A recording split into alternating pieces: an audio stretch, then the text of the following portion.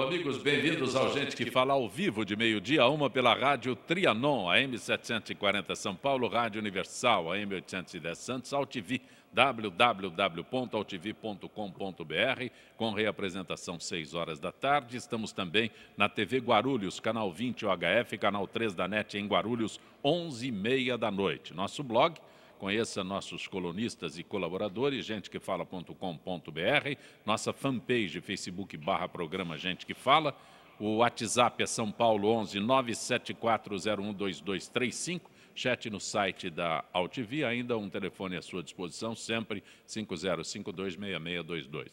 Participando desta edição de Gente que Fala, Milton Flávio. Prazer tê-lo aqui, Milton Flávio. Prazer é meu de voltar aqui a esta casa que eu já considero como minha. Subsecretário de Energias Renováveis do Estado de São Paulo. Anunciou corretamente? Perfeito, perfeito. Foi para Birigui? Fui para Birigui, paguei bastante pedágio. Já ele quer saber pedágio está caro. Mas estou muito feliz, Zancopé, essa semana em particular, porque lá na Secretaria nós temos um programa muito interessante, que é o Programa Paulista do Biogás, um programa do nosso governo e do governador Geraldo Alckmin, para desenvolver, sobretudo, a utilização do gás de aterros, que vinha sendo pouco utilizado, mas e principalmente a biodigestão da vinhaça. Né? A vinhaça é um produto, um escória, um resíduo da produção do etanol, 13 litros em média para cada litro de etanol. E ela é usada como fertilizante, mas ela tem uma matéria orgânica que pode ser biodigerida.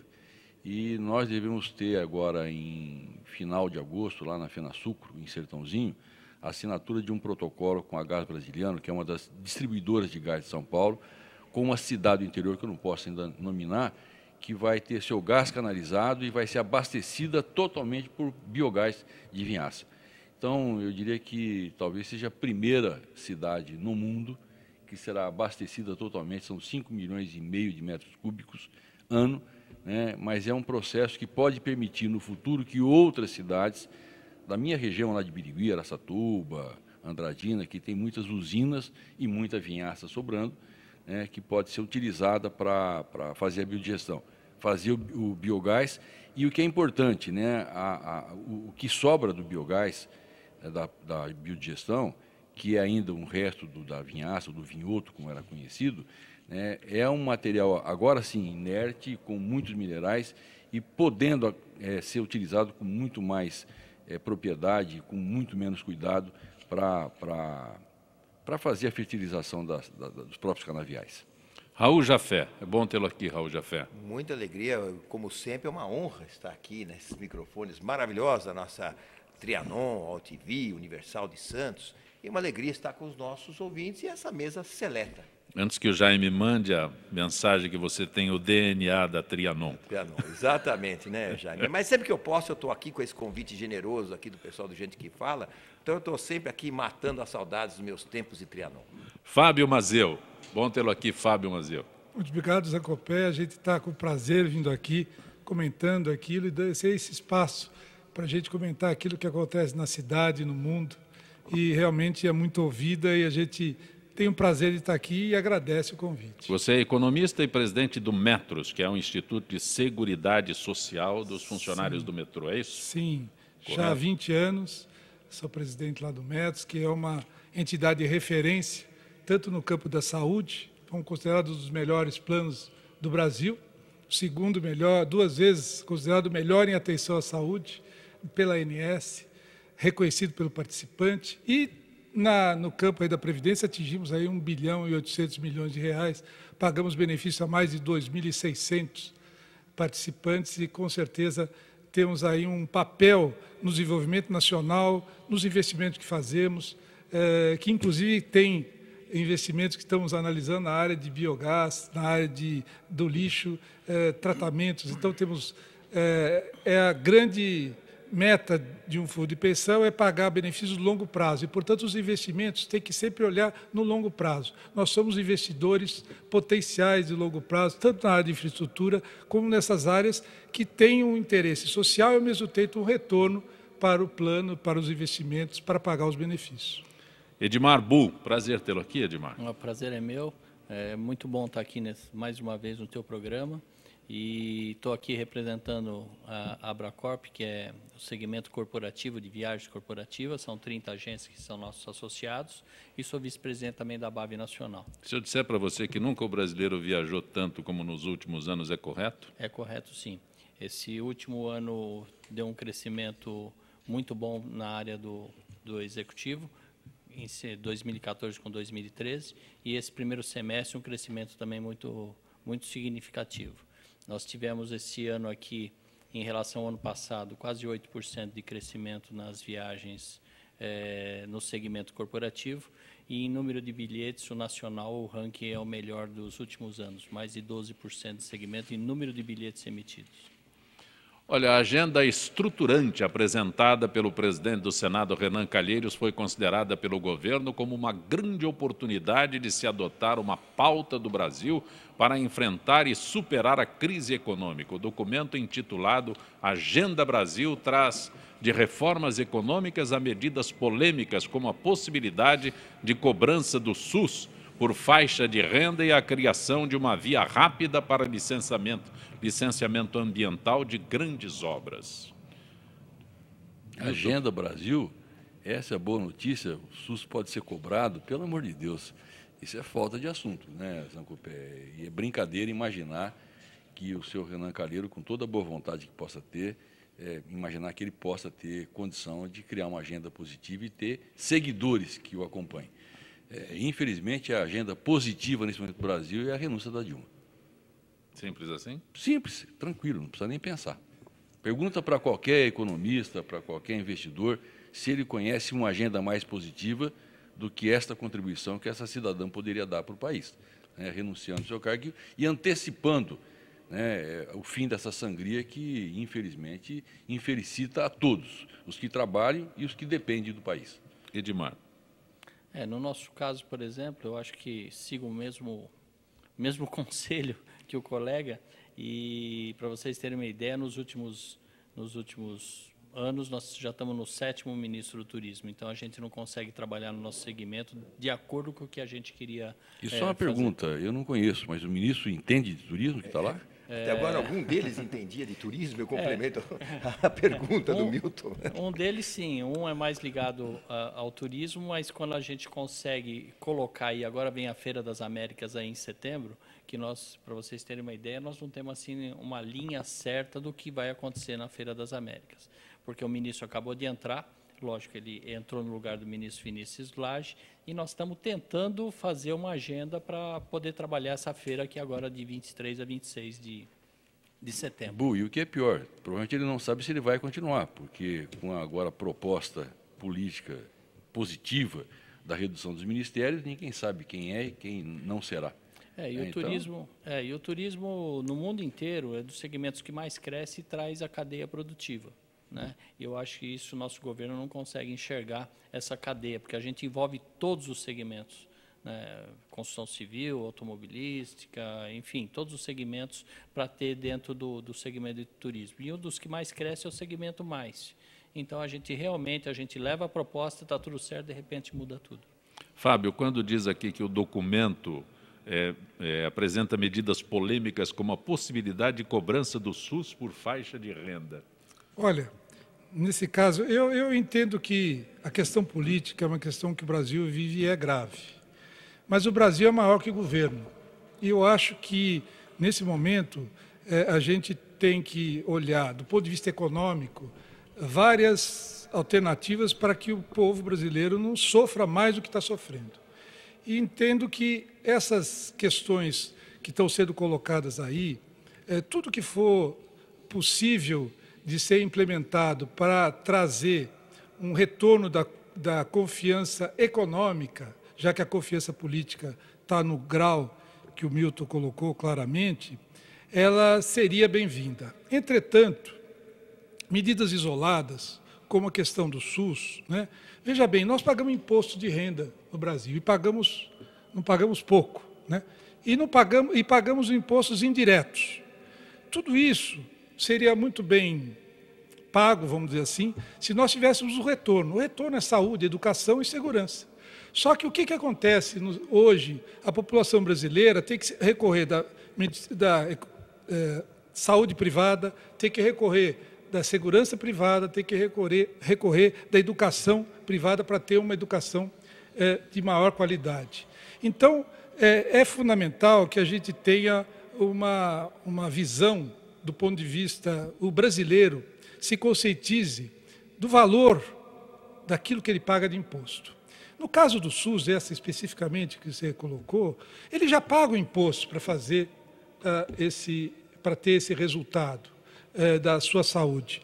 E se ele paga esse imposto, nós que fornecemos um plano que tem a contribuição da Companhia do Metrô e dos próprios participantes do Metros, nós fazemos esse plano considerado o melhor do Brasil, também discutimos, nós somos cobrados quando é utilizado o SUS, né? Quando o participante utiliza do SUS, vem a conta para nós pagarmos essa parte. Ora, nós estamos fazendo a nossa parte, fazendo um sacrifício pessoal de dar a saúde privada. Então, me parece que é preciso fazer uma reforma muito mais ampla do que essas pequenas pontuais. E a reforma está na questão tributária, ou seja, nós temos que fazer, primeiro que os impostos cheguem aonde devem chegar, né? E aí tem uma questão que o Milton coloca, que fica inviável você discutir esses vários temas com vários setores da sociedade se você não tem uma condução política que tenha credibilidade. Então, me parece que essas medidas pontuais não trarão, vamos dizer assim, algo de positivo no curto prazo para trazer essa confiabilidade econômica. Guardei você para o final, Raul Jafé. Eu vou dizer uma coisa, isso é uma piada, né? De mau gosto. Agenda estruturante o quê? Agora você vai fazer, Dilma, tudo o que você não fez pelo Brasil. Nós vamos te dizer o que você tem que fazer para o Brasil dar certo. Olha, em primeiro lugar, essa crise econômica, ela não foi gerada por problemas mundiais, como já aconteceram em outros governos. A tal da marolinha, que houve naquela época, foi uma crise norte-americana terrível, tivemos a crise na Europa. Essa crise econômica é uma crise de gestão, porque você arrebenta as maiores empresas brasileiras, como é o caso da Petrobras, um patrimônio nacional, uma das maiores do mundo. Você arrebenta por fraudes e corrupções. Você arrebenta a Eletrobras, que é outro estado, coisa que não chegou ainda a vez da Eletrobras. Você não entrou ainda no BNDES para ver o que está acontecendo lá no BNDES, que o negócio é grave. Começou a entrar agora, né, que teve até um almirante preso aí, começaram agora com o negócio do BNDES. Nós temos uma outra, essas obras do PAC que estão paradas aí, que isso aqui é uma fraude, um negócio que deve ter de superfaturamento aí, que na hora que abrir essas caixas pretas também, o rombo é um rombo provocado por pura incompetência, por corrupção, e, portanto, não há mais nenhum motivo para a dona Dilma Rousseff continuar sendo presidente do Brasil. Ora, por muito menos se tirou o Collor. Ela arrombou o país, esse desemprego que as pessoas estão passando agora, não é por causa da crise da Grécia ou por algum outro problema no exterior, não. É por puro descontrole do governo, que continua pagando barbaridades aí nos seus 39 ministérios, que até agora não parou nenhum. Vamos tirar, vamos cortar. O que o governo cortou até agora? Aumentou impostos. Então, dona Dilma Rousseff, eu não acredito que a senhora vá renunciar, não acredito. E a única forma mesmo é que o Congresso realmente chegue à conclusão que o governo da dona Dilma realmente trouxe enormes e irrecuperáveis prejuízos ao Brasil. Não vejo outra solução, e o resto tudo isso aqui é baboseira. Sei que muitas entidades até apoiam essa agenda, essa pauta, com medo de que o impeachment da Dilma possa causar grandes tumultos ao Brasil, porque setores ligados a ela não se conformariam e fariam aquele negócio de botar fogo no país, tal, e muita gente teme que isso venha a prejudicar comércio, indústria e o andamento do país. Por isso que se tem umas ideias de se criar umas agendas, isso aqui não funciona. O que acontece é o seguinte, 90% da população não quer mais a dona Dilma Rousseff no poder, porque prometeu um monte de coisa e não cumpriu absolutamente nada. Pelo contrário, mentiu bastante durante a campanha e o sujeito está desempregado por causa disso. O sujeito não tem dinheiro para botar combustível no seu carro por causa disso. O sujeito não consegue pagar a sua conta de água, não consegue pagar a sua conta de luz. Então, o que acontece? Não deu certo, troca o governante, é o único caminho, não tem outro. Eu queria, inclusive, fiz uma provocação no começo, mas eu sou médico e com uma questão que foi colocada. Zancopé, você é inimaginável nesse momento em que a presidente e o seu partido não tem nenhuma credibilidade, que amarga os índices mais baixos de popularidade, de aceitação, de aprovação, que as pesquisas já consultaram ao longo da sua história, como é que você pode pedir para alguém pensar em, eventualmente, contribuir para a recuperação de um sistema que não funciona? Diferentemente, se você tivesse um SUS, nesse momento, que tivesse um mínimo de respeitabilidade, que não tivesse envolvido também, como aconteceu ao tempo do Padilha, em acusação de corrupção, de malversação, de desvio de dinheiro. Você vai pedir para um trabalhador que sabe que quando vai marcar uma consulta, demora 3, 4, 5 meses, faz os exames, quando ele volta e consegue a consulta, os exames já estão vencidos. Você acha que alguém vai ter, nesse momento, disposição para colocar mais dinheiro na mão dessa senhora? Então, eu inclusive, fiz uma postagem ontem no meu Face, porque o Frei Beto disse, olha, eu temo que a Dilma renuncie. Eu não temo, eu torço para que ela renuncie. Porque eu acho, e é a verdade, a meu ponto de vista, eu não acredito que a Dilma seja desonesta, mas ela é incapaz, ela não tem credibilidade, ela não consegue se articular com os políticos, ela não consegue conversar com o judiciário, e perdeu o respeito e a confiança da população. Ela era presidente do Conselho da Petrobras, deixou arrebentar um negócio desse. Isso é uma incompetência absurda. No mínimo, ela prevaricou, ela foi incapaz. Claro, Então, eu acho que ela faria um grande serviço ao país. Talvez fosse o único gesto que lhe resta, com a dignidade que lhe sobra. Olha, no nosso segmento, por exemplo, o empresário, ele não sabe que caminho tomar. Se ele vai para a exportação, ou se ele fica no produto interno bruto, ele não sabe o que fazer. E ele está viajando mais agora para o exterior para tentar exportar, porque o dólar está alto. E amanhã, como é que vai estar? Então, eles não conseguem, por isso está inúmeros demissões em todas as empresas, e nós estamos trabalhando em cima de valores e trabalhando em cima de orçamentos das empresas clientes nossos, para reduzir custo. Só que eles precisam viajar para exportar, para fazer negócios. E eles não sabem ainda que caminho tomar, por causa dessa confusão. Algo, Fábio? Ok. Presidente, o Milton Flávio, direto a você, o que é esse clima de desconfiança com relação à retirada da água do Rio Grande, que seria um falso problema? O Gerson, que é presidente da Sabesp, né? Ele citou como exemplo a proposta da companhia para a retirada de água do sistema Rio Grande, que é um braço da Billings, que vem sendo duramente criticado. Na verdade, Zancopé, Estou falando direto para você, que é subsecretário de Energias Renováveis, na e verdade, tem alguma identificação com esse setor. Eu acho que essa é uma questão, eu diria, muito mais séria do que tem sido vista e tratada. Né? Se você olhar o que acontece com o planeta hoje, né, é uma coisa dramática. O aquecimento global é uma realidade. Nós estamos vivendo um inverno outonal, quer dizer, você está ligando o ventilador em pleno inverno em São Paulo, mas não é uma questão apenas brasileira, né, sul-americana. Você olha o que acontece na Europa, o que acontece na África, o que acontece na Ásia, né, é uma questão que assusta, mas assusta e, ao mesmo tempo, não se faz nada para modificar essa realidade. Então, se você for analisar o que os brasileiros e como os brasileiros usam água, ou como usam eletricidade, é brincadeira. Em nenhum outro país do mundo se desperdiça tanto quanto no Brasil. Então, essa é uma questão, por isso que eu digo, e eu acho que o Gerson tem razão, a situação hoje é dramática e o que você precisa fazer é buscar um equilíbrio. E só quem tem o controle completo do sistema pode avaliar como é que você consegue, de uma maneira... Isso é um sistema quase que de vaso comunicante. Então, você tem que olhar o estado das suas represas, dos seus reservatórios, e ver como é que você mantém esse sistema equilibrado. E aí você tem que levar em conta o regime de chuvas, onde choveu mais, onde choveu menos, aonde a população está gastando mais, onde está gastando menos, né? E, inclusive, começar a reavaliar uma questão que no passado, e ainda hoje é muito presente. Eu estou na Secretaria de Energia. Nós demoramos 8 anos para licenciar uma PCH, que é uma pequena central hidrelétrica, que ela, na verdade, ela faz o represamento de um curso de água, né, e a partir daí você gera energia. Nós temos uma enorme resistência da população, porque entende que tudo que você faz nessa área é dano ambiental.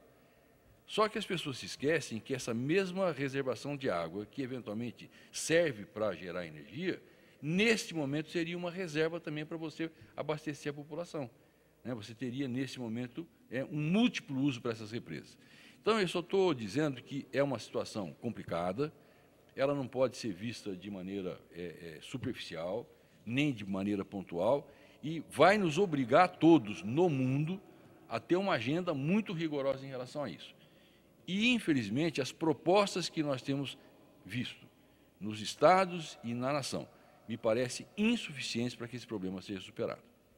Edmar, como o dólar supervalorizado está aumentando o número de turistas que viajam ao Brasil? É Leci de Guarulhos que pergunta. Está havendo essa inversão de mão? Está aumentando, e como o dólar está caro e as viagens internacionais encareceram, quer dizer, as viagens internacionais nem encareceram tanto, porque a demanda está pequena e a oferta 9%. Então, o que aconteceu esse último ano? As companhias aéreas cresceram em 9% a oferta e a demanda 2%. Isso, como é a lei da procura e da oferta, em dólar caiu. O ano passado, o que aconteceu? O ano passado você comprava um bilhete nessa época e pagava às vezes em reais até mais do que hoje. O duro não é a passagem aérea, o duro é o restante. Então, por isso que o turista ele está tentando viajar mais dentro do Brasil para não deixar a dívida para depois. Então, por isso que deu uma inversão. Edmar, posso fazer uma pergunta também? É mais para esclarecimento nosso, né? Eu me lembro do presidente, para mim de triste memória, Lula, dizendo, né, que agora os pobres viajam de avião, agora os pobres usufruem desse país maravilhoso que é o nosso país, fazem turismo, coisa e tal.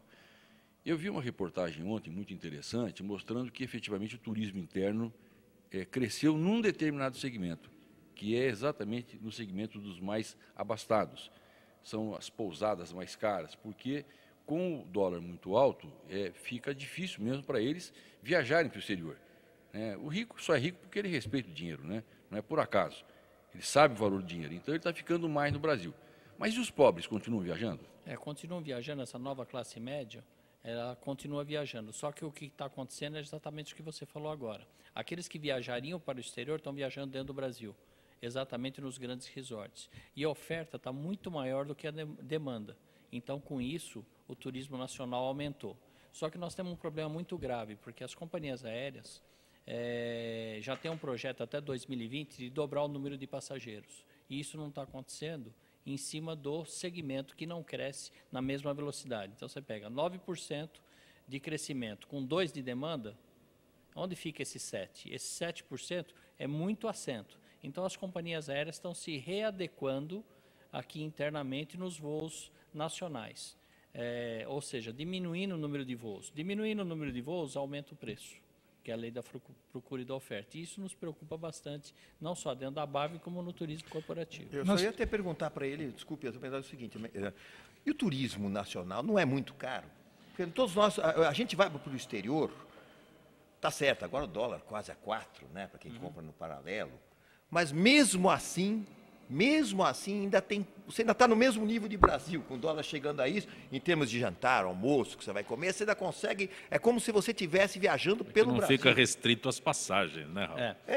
Não, eu posso até dizer, eu recentemente estive nos Estados Unidos, comprei uma passagem para Orlando, em pleno mês de julho, por $317, que com taxa de embarque deu 409 pela Azul, que por sinal está de parabéns, uma belíssima companhia aérea. Eu tenho uma pessoa da minha família que está com a esposa grávida, viajou agora, nesse domingo, foi para Miami, e ele me disse, olha, com todo o crescimento, né, do preço do dólar, eu ainda vou comprar, né, o enxoval, o carrinho, o bebê conforto, né, por um preço mais barato, porque vai valer a pena, eu vou passear, vou trazer de lá o enxoval e tudo que eu preciso de equipamento e vou ganhar dinheiro. Que ainda está compensando. Isso é incrível. Tem uma das companhias. Ainda você pagou caro, tá? Tem até mais barato. Imagina, $400, mas Deixa nunca, olha, eu vou só dizer, fazer o nos Fala pro últimos 10 Jafé que ele anos, pagou nunca. mais caro que... Mas olha, em 10 anos, nunca. Ele tem um ataque, $400 hein? nunca na minha Nossa, vida. olha, Olha que eu procuro. Hein? Falar pro Jafé que ele pagou caro, ele E tem um a ataque. prima procura primo- à noite e fica de noite na prima computador tentando fica achar procurando. precinho menor. Que isso, você Não, me deixa Nós temos nervoso. investimento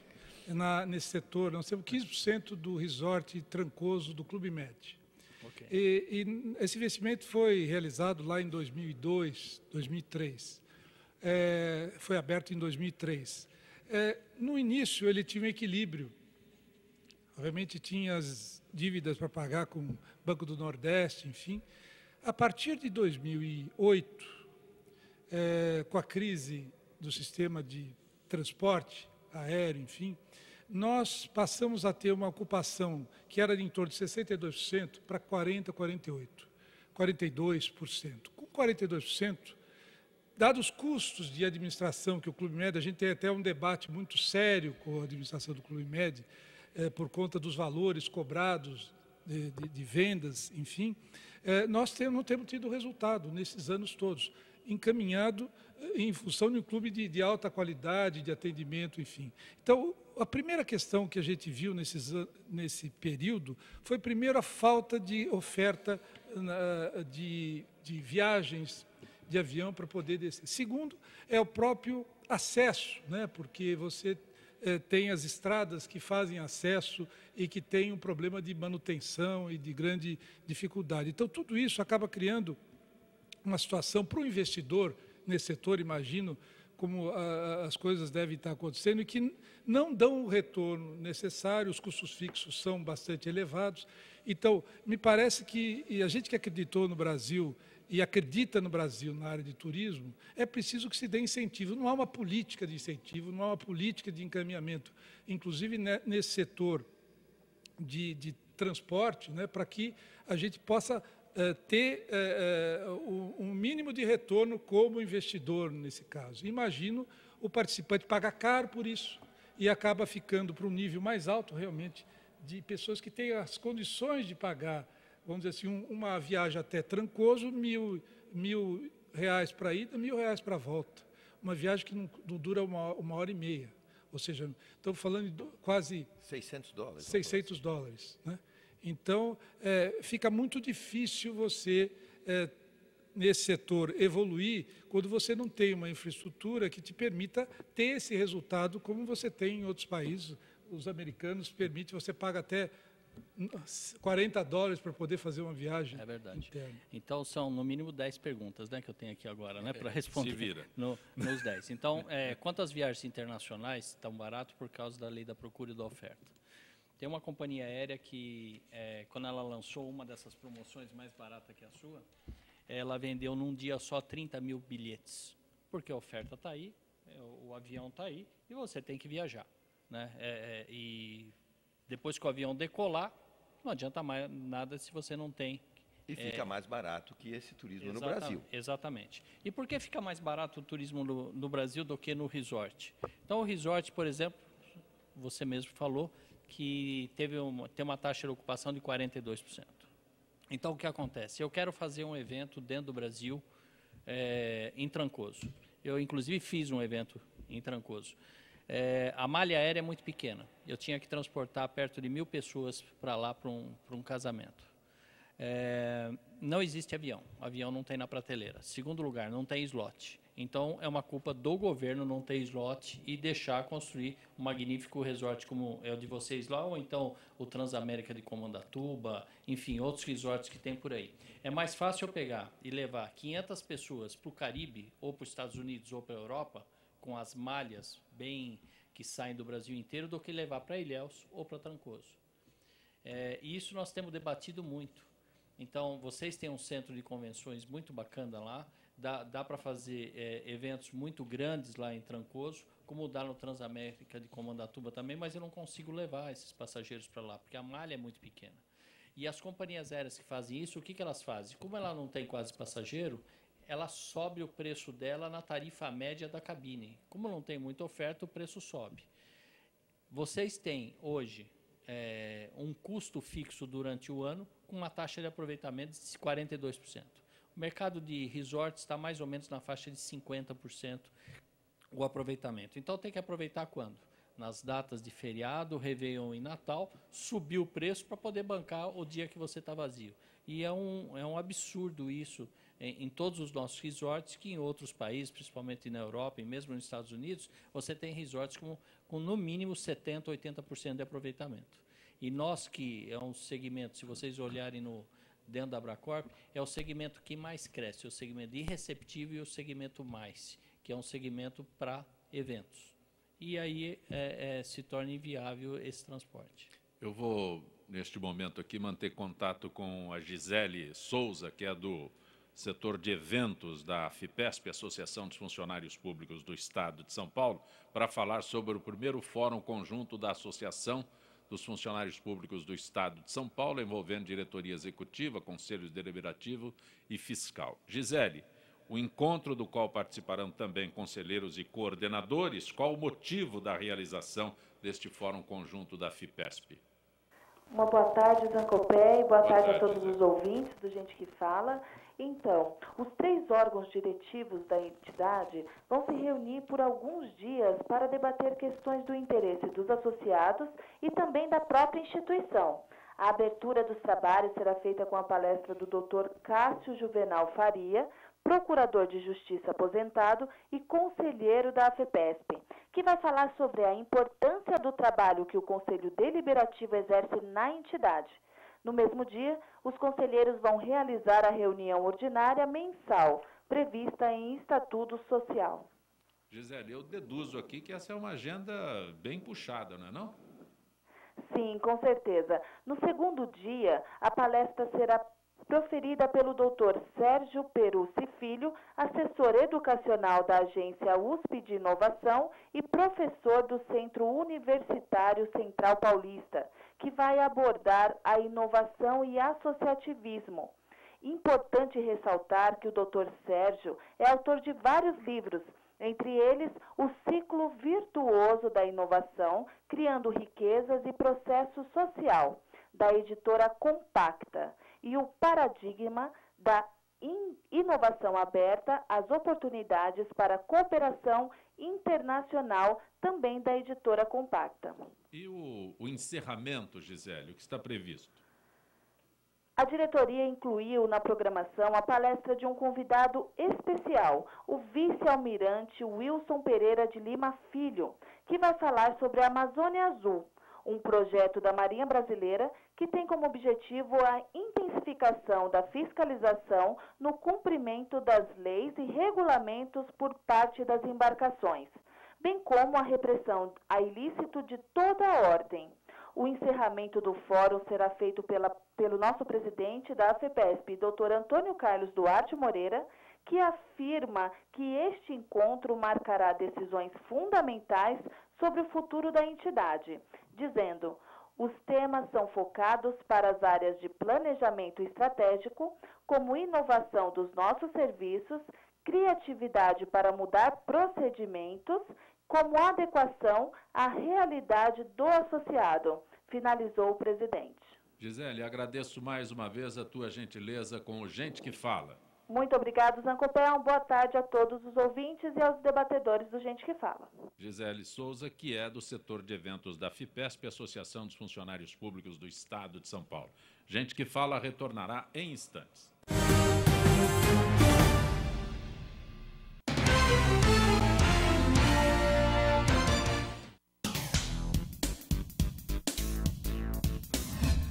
Eu sou Cláudio Longo. Eu, Paulo D'Angelo. E eu sou Tarso Gouveia. Nós apresentamos todas as terças-feiras, às 9 da noite, aqui na altv.com.br, o Família Palestra TV, um programa esportivo onde você sabe de tudo sobre o Palmeiras, aqui na TV da internet.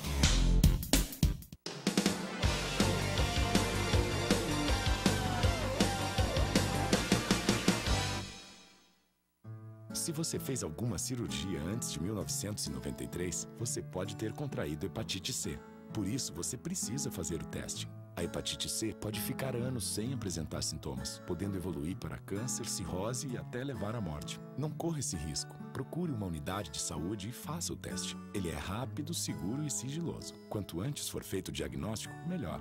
Hepatite C. O teste é o primeiro passo para a cura. Ministério da Saúde. É o governo federal trabalhando para o Brasil avançar. Tudo tem a ver com alguma coisa. De onde vem a água que a gente bebe? Da torneira. E nada a ver. Vem dos rios que nascem da mata. Sabia que a gente só respira por causa das árvores? A árvore respira? Respira. A árvore respira. E o que você tem a ver com isso? Meu ar. Minha água. Minha árvore. Meu ambiente. Mata Atlântica! SOS Mata Atlântica. Mais 25 anos. As nossas recordações são os nossos maiores tesouros. Carregamos durante toda a nossa vida. Manipular, distorcer ou implantar falsas memórias, além de ser uma violência, é crime. Somos responsáveis por esse tesouro. Não promova alienação parental.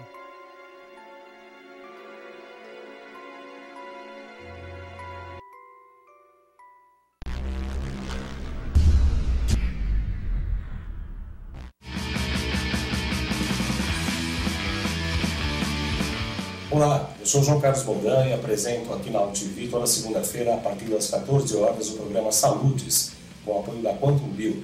Falamos das medicinas ancestrais, como a acupuntura, que é a minha especialidade, mas também de medicina quântica, biorressonância, biofísica, para a qualidade de vida e saúde. Venha com a gente toda segunda, às 14 horas, aqui na UTV.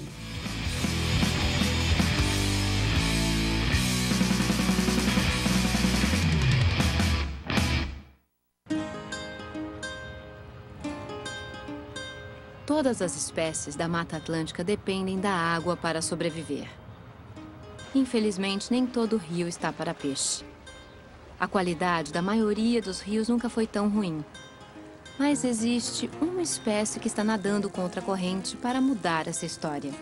O nome da espécie é Rafael, popularmente conhecido como Rafa. O Rafa possui hábitos diurnos e gosta de andar em grupo. Ele contribui pela limpeza da água dos rios no estado do Rio de Janeiro, seu habitat natural. Eu sempre tive uma relação com a água muito grande. A água ela é muito importante. Eu observar a possibilidade de uma melhoria da qualidade de água do local onde eu vivo é uma oportunidade muito grande para mim de crescimento e de realização. O projeto Observando os Rios é um programa que ele busca voluntários para analisar um ponto de um determinado curso de água e, a partir daí, fomentar um banco de dados virtual de acesso ao público. Só de você fazer qualquer tipo de sensibilização com um indivíduo, você já deixou um legado. Aquela pessoa, ela é um potencial educador, a gente já ganhou com isso. O Rafa é uma espécie fundamental na proteção dos rios da Mata Atlântica. E você, está no mesmo barco? A sua espécie já está catalogada?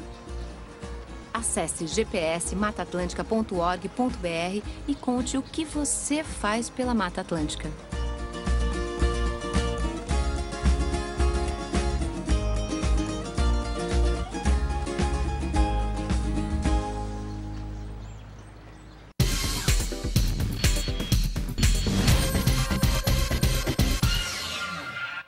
Pode respirar fundo. Agora os ambientes coletivos vão ficar 100% livres de fumaça, como bares, restaurantes e lanchonetes.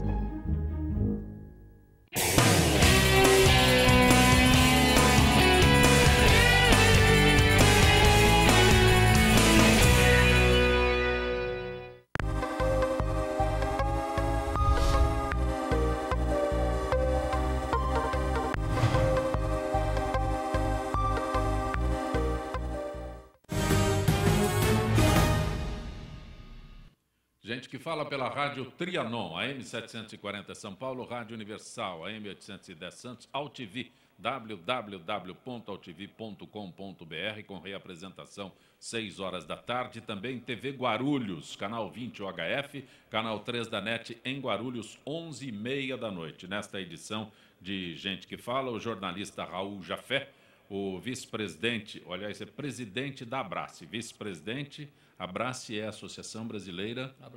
Abracorp. Associação Brasileira dos Agentes de Viagem Corporativos. E você é vice-presidente da Associação Brasileira das Agências de Viagem, que é a ABAV, ok? De Marbu. Também o economista Fábio Mazeu, que é presidente do Metros, e o Milton Flávio, subsecretário de Energias Renováveis do Estado de São Paulo. Andou no monotrilho já? Já andei. Hoje começa a pagar. Mas eu acho que é importante, é uma alternativa, e a gente só tem a lamentar que essa expansão não se faça na velocidade que nós imaginávamos, porque a ideia era que ele tivesse já muito mais amplo, atingindo regiões mais periféricas desde o tempo da Copa do Mundo. Mas, enfim, é sempre um avanço, né, e vamos torcer para que isso seja cada vez mais expandido e que a população possa melhorar as suas condições de transporte coletivo, porque não está fácil aqui em São Paulo, sobretudo com as brincadeiras que o nosso prefeito faz no trânsito de São Paulo. Jafé, Moacir da Lapa, articulação dando cargos à vontade para políticos, qualquer um faz, inclusive governantes tucanos. Bom, é o teu negócio, você governar na base do toma lá da cá é complicado, né? Esse que é o problema. O Brasil tem que ser passado a limpo. É a famosa frase do Boris Casoy. É o seguinte, nós não podemos ter medo de não só eleger um governante, mas também de tirá-lo quando ele não está cumprindo as funções, que é o que acontece nas empresas, né? Você contrata um gestor e esse gestor não apresenta os resultados, trazendo até prejuízos. O que faz imediatamente a presidência da empresa? Imediatamente demite. Agora, no Brasil, nós governamos na base do toma lá da cá, dando o que se recebe. Você imagine nessas negociações aqui para manter a presidente Dilma Rousseff, imagina o que deve estar rolando por trás disso. Enquanto o Brasil continuar assim, nós não vamos sair do buraco, não vai resolver, vai passar de um governo para o outro e não vai mudar nada, só isso. Milton Flávio, Walter de Sapopemba diz, o que o Serra entendia de saúde e o que o senhor entende de energia? Olha, é verdade. Você fez uma pergunta que muita gente me fazia. Walter de Sapopemba. Viu, Walter? Quando eu cheguei na Secretaria de Energia. Em 92, eu era secretário da Saúde em Botucatu e era secretário da Saúde e do Meio Ambiente. 92. Então, eu tenho uma vinculação com essa questão ambiental há quase 30 anos, ou mais de 30 anos. Mas, de qualquer maneira, o que você espera de um secretário necessariamente não é o conhecimento técnico, não é saber para onde vai o elétron, mas é saber como é que você tira do papel projetos que sejam interessantes. E, nesse caso em particular, eu vou dar para você algumas boas notícias. Tudo que aconteceu na área de energia renovável em São Paulo aconteceu durante esse período que nós estamos na Secretaria de Energia. São Paulo, há 2 anos atrás, 3 anos atrás, não era visto como um estado em que você pudesse investir na área da renovação da sua matriz, tirando a biomassa. São Paulo produz 60% da cana do nosso país. Mas nós não éramos vistos como um estado que, eventualmente, poderia gerar sua energia através de fontes como, por exemplo, a eólica e a fotovoltaica. Hoje, São Paulo, graças aos trabalhos que fizemos com a Secretaria de Energia, apoiados pelo governador Geraldo Alckmin, hoje São Paulo é o estado que, eu diria, mais atrai investimentos nessa área. No primeiro leilão de reserva que aconteceu em 2014, final de 2014, São Paulo só perdeu para a Bahia. Bahia vendeu projetos equivalentes a 430 megawatts de energia solar, fotovoltaica. São Paulo vendeu 270. Minas, que foi o terceiro estado, vendeu 90. Nós vamos ter um leilão agora, no dia 28 de agosto. Acompanhe o que vai acontecer. Provavelmente São Paulo vai ser o estado que mais vai vender projetos na área de energia fotovoltaica. E nós vamos inaugurar, até o final do mês, a primeira fábrica de painéis fotovoltaicos. Aonde? Em São Paulo. Tanto quanto Serra, eu não precisava, hoje eu acho que sei, Eu brinco, viu, Zancopé, com o governador, durante 6 anos, dormindo muito em aulas, porque a gente é jovem, faz os programas, namora, vai para a balada, eu aprendi medicina. Eu, há 5 anos, estou fazendo energia renovável. Tenho feito, em média, 1 a 2 palestras por semana. Em São Paulo, em estados brasileiros e em muitos países do Brasil, né? do país da América do Sul, e inclusive na Europa. Se o Walter tiver algum espaço para a gente vai lá e eu tenho certeza que não vou te envergonhar. Aliás, meu pai brincava comigo que há pouco tempo atrás eu fui dar uma aula na Politécnica para engenheiros. Aí perguntou, mas o que os engenheiros estão pedindo para você, que é médico, filho, falar lá? Né? Eu disse, olha, os engenheiros dizem que quem entra na Politécnica é meio doido, e médico acho que é Deus, então estava tudo certo. Fica tranquilo que a coisa está indo muito bem na energia renovável e o Serra foi o melhor ministro da Saúde que o Brasil já teve. Fábio Mazeu, que é presidente do Metros. Paulo Henrique, ele é aqui de Moema, funcionário do metrô, está perguntando a você sobre as denúncias do Ministério Público envolvendo as operações com o Banif. É isso mesmo? Muito bem, Zé Copé, eu agradeço a pergunta do Paulo Henrique, que a gente pode esclarecer. O Brasil está de ponta cabeça. Gente honesta tem que se defender de acusações de bancos que não querem pagar, bancos internacionais que não querem pagar a sua obrigação. Essa operação ela foi feita, e todas as operações do MET são feitas através de rigoroso processo de aprovação, que passa pelo Conselho Deliberativo, que é paritário, com representantes dos participantes eleitos, que passa e é fiscalizado por um Conselho Fiscal, que você tem representantes eleitos, cujo presidente atual é ex-presidente do Sindicato dos Metroviários, um sindicato combativo. Nosso site, para quem quiser ver e entrar, vai verificar toda a descrição de todos os investimentos de forma transparente para qualquer um, para o participante, para aquele que está no mercado. E eu diria que no mercado você não tem tanta transparência quanto a gente tem aberto. Então, neste caso específico, o Ministério Público, depois de 5 anos de um inquérito que parecia que ia se encerrar sem nenhum problema, tendo em vista que ele se tratava de uma PCH que nós tínhamos investido e que o banco não fez o registro das garantias, e o BNDES veio numa ação regressiva e pegou essa garantia em primeira instância, nós cobramos o banco, tomamos as providências necessárias e, ao final de um processo de grande, vamos dizer assim, trabalho, acompanhamento e pressão, o banco veio com uma proposta para resolver esse problema e recomprou essa operação com toda a rentabilidade prevista. E nós fizemos aplicação em outras 5 empresas, que eram clientes do banco. Muito bem. Só que exigimos, para não haver esse tipo de questão, uma fiança bancária no valor de 1/3 desse valor da operação, e que se alguma dessas empresas deixasse de pagar, e todas tinham as suas garantias pessoais, a garantia pessoal, imobiliária, recebíveis, e todas elas, à medida que não pagasse, o banco teria que pagar no lugar de. Pagaram durante 2 anos, sem nenhum problema, cerca de 30 milhões de reais. Aí começou os atrasos, quando assumiu a atual direção do Banif. E aí, quando começou os atrasos, nós fizemos a cobrança. Olha, notificamos o banco para poder pagar aquilo que está contratado. Eles pediram prazo, vou dar o prazo, nós estamos entrando, a ex-diretoria criou uma certa de problemas, enfim. Muito bem, nós enfrentamos, aguardamos esse posicionamento sem abrir mão de nenhuma garantia.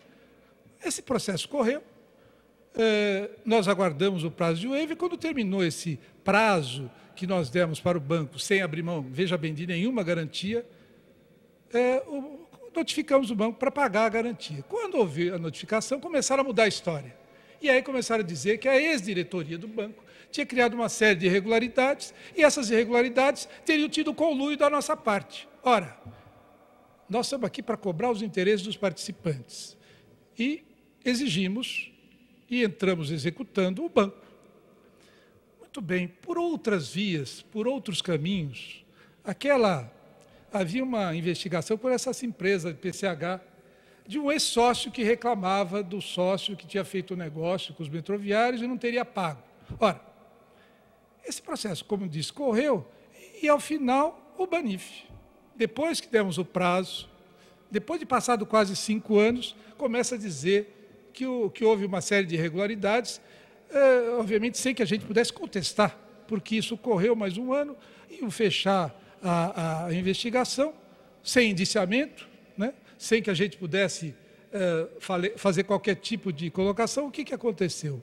Nós ficamos sabendo, na arbitragem, que o banco encaminhou ao nosso indiciamento indireto, que nós não tivemos acesso.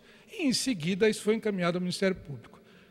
Essas informações a gente não teve acesso. Deve estar na história contada pelo banco, nesse processo na Polícia Federal, e que caminhando para o Ministério Público. Felizmente, a gente tem a confiança do participante e terá o momento agora da nossa defesa. Agora, isso atinge um diretor que tem 45 anos de metrô, que é o nosso diretor financeiro, Walter, que está há 20 anos junto comigo no Metros. Tendo os resultados que nós temos, né? São 16,5% de rentabilidade ao ano no plano 1 e mais de 14% de rentabilidade no plano 2, que é mais novo, que significa 2,5 vezes a poupança. Isso tudo nós vamos, com tranquilidade, fazer a nossa defesa. E quero passar tranquilidade para os participantes. Afinal de contas, uma denúncia do Ministério Público pode parecer, vamos dizer, nesse Brasil que a gente vive, ora, tem alguma coisa por trás. Vamos até o fim. Vamos ver o que tem, vamos abrir as nossas contas. Já devia ter pedido, inclusive, para abrir há muito tempo, né? Vai mostrar o meu Passat 99, vai mostrar a minha casa que eu comprei em 20 anos, pago com o meu esforço, vai mostrar minhas dívidas, é gerente do Banco do Brasil, vai poder ir lá e dizer como é que eu estou conseguindo viver esses anos pagando faculdade da minha filha, pagando só 20%, porque ela faz medicina, ela vai pagar os 80% no final. Então, eu estou muito tranquilo. Só que isso causa uma dificuldade, obviamente, num primeiro momento, que a gente tem que enfrentar e vai enfrentar. O Metros continua de vento em popa, sendo considerado o melhor plano do Brasil, os aposentados recebem em dia, e nós temos aí 1 bilhão e 800 milhões de patrimônio. Esses 3% que no plano 2 representa o Banif, nós estamos brigando e vamos brigar até o fim. Jafé, Naldo da Moca, qual sua avaliação sobre o atual nível da Câmara Federal presidida pelo nobre deputado Eduardo Cunha, enfatiza o Naldo? Bom, agora eles vão ter que mostrar que vieram. Eu acho o seguinte, quando você elege um deputado, ele foi eleito pelos votos daquele que confiam nele, ou seja, ele tem que seguir a voz dos seus eleitores.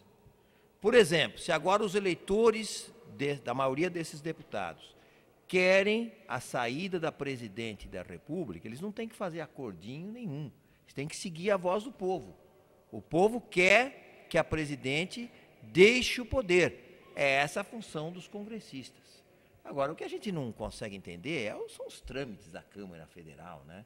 Outro dia votaram as contas do como é que é? Collor, Fernando Henrique e Itamar, não, Sarney. Votaram em 2 horas, votaram tudo. Aqui está parado há 20 anos, 10 anos, o Sarney.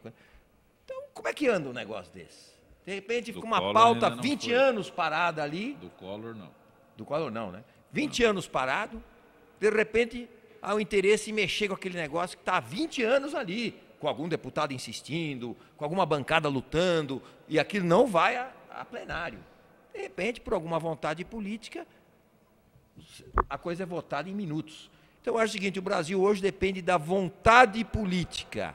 Hoje é o seguinte, cláusula pétrea, Constituição, tudo isso é deixado de lado. O que interessa é o seguinte, existe vontade política para conseguir tal coisa, tudo é resolvido rápido. Se não, fica por lá. O Cícero de Itapevi sugere que a Dilma frequente o Congresso Empresarial da Igreja Universal toda segunda-feira.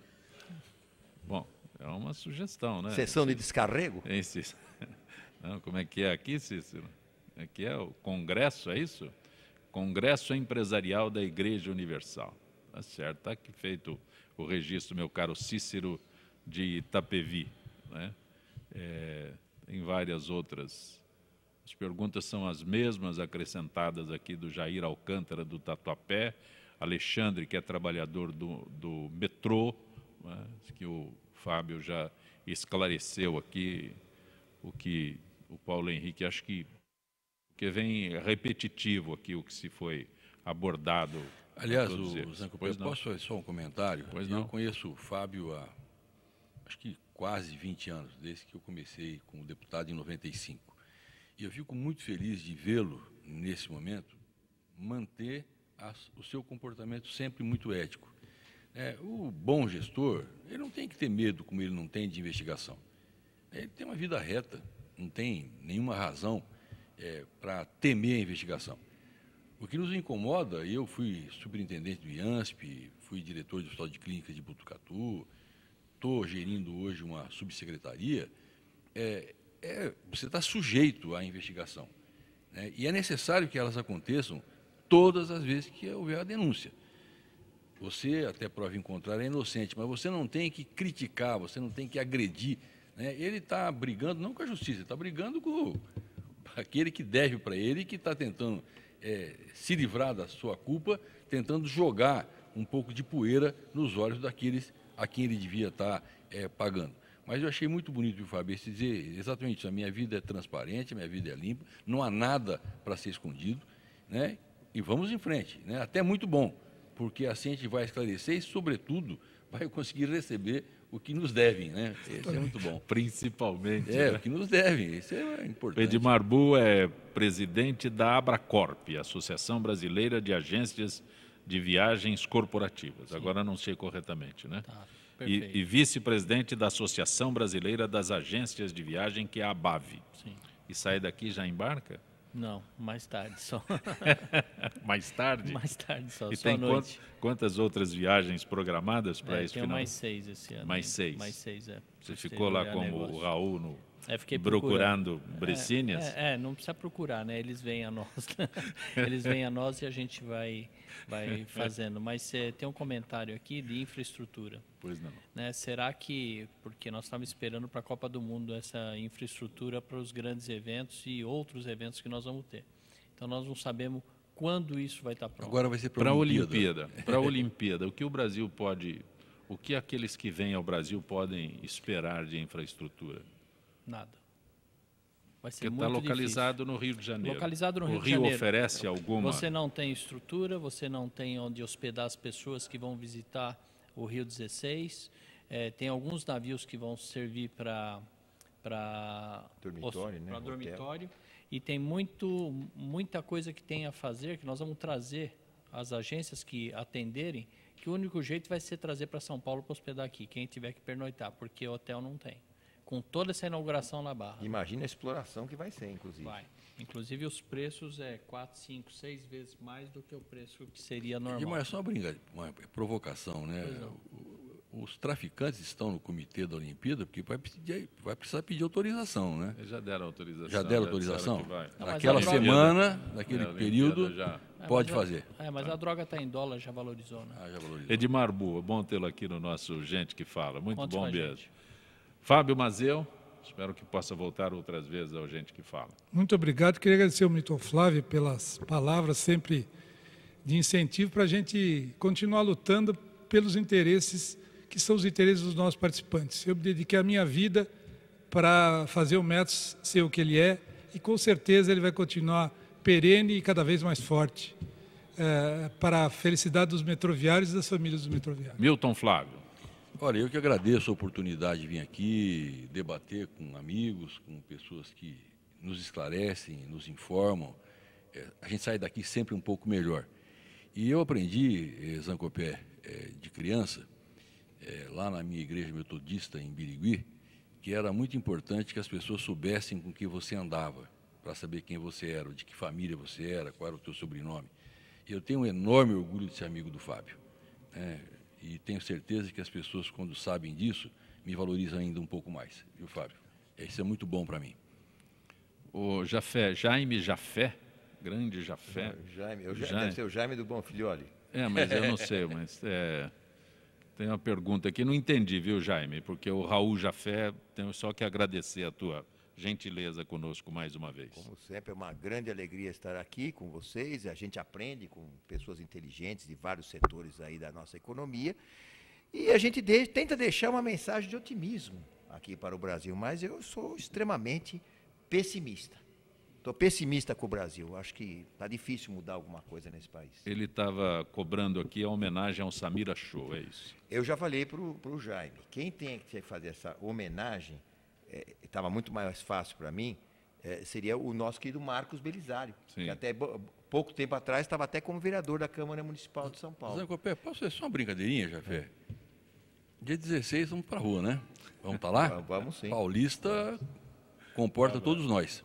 Okay. Eu só sei que eu cheguei a falar até com o vice-presidente Michel Temer a respeito dessa homenagem ao Samir. Ele falou, Jafé, conte comigo, mas eu não consegui mais falar com ele. O registro agora do aniversário da Andréa, nossa querida Andréa trabalha conosco no Gente que Fala.